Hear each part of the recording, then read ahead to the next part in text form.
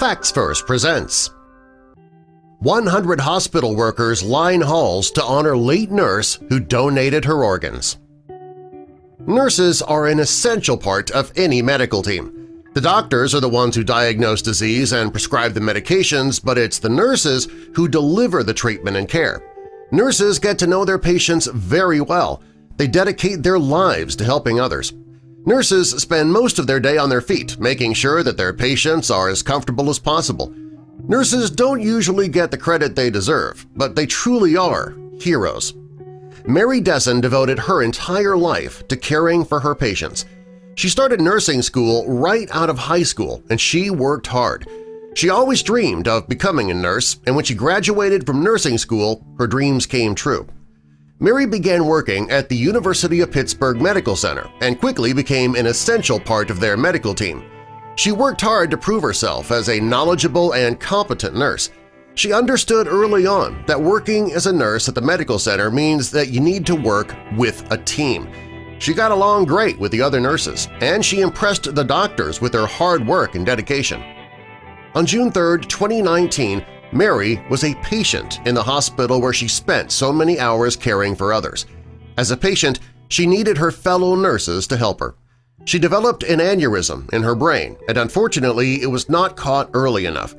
Mary died in the hospital that she worked in and took so much pride in. It was a sad day for the entire staff. Losing a patient is already difficult on any medical professional, but losing a person that you've worked side by side with for years is even more difficult. When Mary was younger, she made the decision to donate her organs when she did eventually pass. She knew how vital organ transplants could be when it comes to saving lives, and she knew that as an organ donor, she could save many lives. On more than one occasion, she sat and listened to doctors explain to the loved ones of a person who had just passed away the importance of donating the organs. And she decided that when it was her turn to leave this world, she wouldn't make the doctors ask her family for a donation. She also decided that she wouldn't place the decision on the members of her family. Mary knew what she wanted and had them written up years before her death. There are lights on top of the University of Pittsburgh Medical Center's Hammett Hospital in Erie, Pennsylvania, where Mary worked. The lights are turned on when a patient donates their organs or when a transplant is taking place, and this is done to honor the person who gave the greatest gift possible, the gift of life. And shortly after Mary's death, the organ procurement team got to work removing Mary's organs so that they could be sent all over the country to patients who needed them. To honor Mary and her gift of life, they turned the lights on.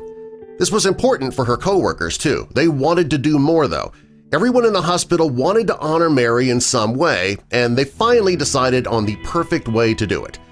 When it was time to wheel Mary into the operating room to procure her organs, over 100 of her colleagues and hospital employees got together to pay their respects to this special woman they all cared about so much.